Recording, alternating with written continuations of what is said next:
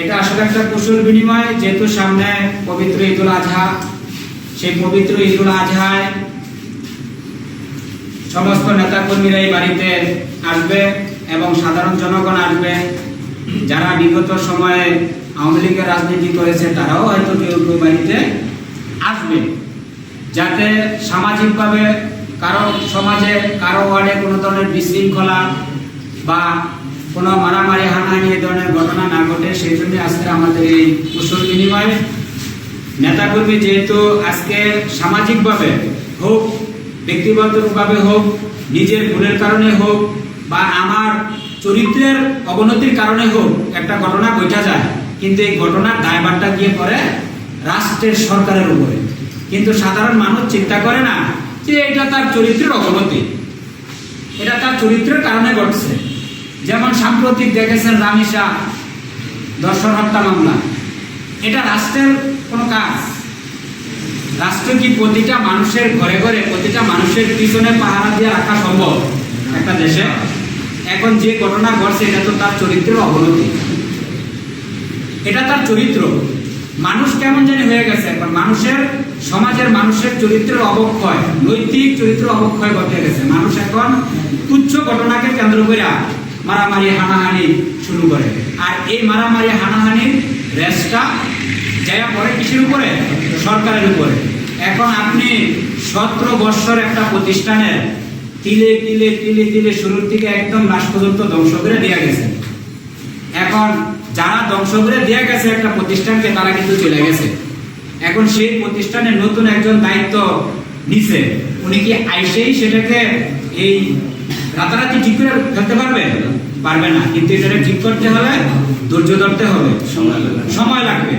সেই সময়টুকু এখন ধরেন এই যে বিভিন্ন জায়গায় কিশোর গ্যাং, ছিনতাই, এগুলা কিন্তু আওয়ামী লীগের আমলে এই 17 বছরের এই সিন্ডিকেট গড়ে দেওয়া, এই সিন্ডিকেট ভাঙাটা চারটিখানি ব্যাপার না। এখন হ্যাঁ ভাঙতে পারবে, এখন মানুষ মেরে লাইতে হইব, গুলি করে মেরে লাইতে হইব। তাহলে কি অন্য যদি গুলি করে মেরে লায় তাহলে জবাবদিহি করতে হবে না সরকারের? এগুলা সময় সময় পরিবর্তন করে আনতে হবে। তো সেদিকে এইটা বলার উদ্দেশ্য হলো এইটা, যাতে আমাদের পশ্চিম ফতেপুর ইউনিয়নে 5 তারিখের পরেও কোনো অঘটন ঘটেনি, সামনেও যাতে না ঘটে। সরকারের ভাবমূর্তি ক্ষুণ্ণ হয়, দলের ভাবমূর্তি ক্ষুণ্ণ হয়, এমন কোনো কাজ আমাদের নেতা কর্মীদের দ্বারা এবং আমার সমাজের কোনো ব্যক্তির দ্বারা এবং আমার বন্ধু বান্ধব পাড়াপড়শির দ্বারা যাতে না হয়। যদি আমার কানে আসে বা আপনাদের যারও কানে আসে, দায়িত্ব নিয়ে সেটাকে সমাধান করার চেষ্টা করবেন যদি হয়। আর এই মাদকের কারণেই আজকে এই দেশে ইফতিজিং বলেন, দর্শন বলেন, চুরি বলেন, ডাকাতি বলেন, দেখবেন যে এর সাথে 90% মাদক সেবন যারা করে তারা জড়িত। আমি আজকে এই মঞ্চে দাঁড়িয়ে বলতে চাই আমার সভাপতি সুরেশ মিলিয়ে, যেহেতু এখানে ছাত্রদল যুবদলের নেতৃকর্মী বেশি, আপনারা প্রতি ওয়ার্ডে এই ঈদের পর থেকে একটি করে র্যালির আয়োজন করেন। আমি যুবদলের পক্ষ থেকে, আমার এই ইউনিয়ন যুবদলের পক্ষ থেকে আপনাদের এই র্যালির সমস্ত দায়িত্ব নিলাম। আপনারা আয়োজন করেন, আপনি আমার সভাপতির সাথে আলোচনা করবেন, সভাপতি আমার সাথে আলোচনা করবে, আমার যুগ্ম সাধারণ সম্পাদক বিলাল হোসেন বাবু আছে। এই র্যালি আয়োজন করতে আপনাদের আর্থিক, প্রশাসনিক যত ধরনের সহযোগিতা আছে আমরা যুবদল করবো ইনশাআল্লাহ।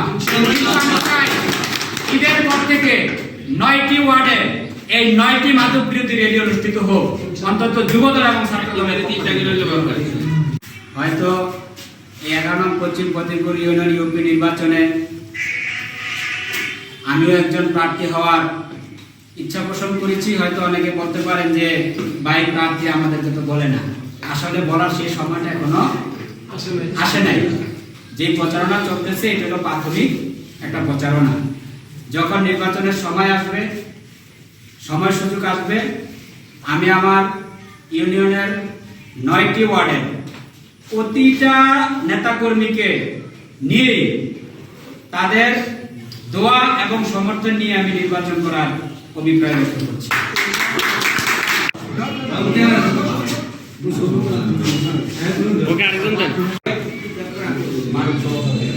ওকে ওকে আমি একটু ভালো Okay. করে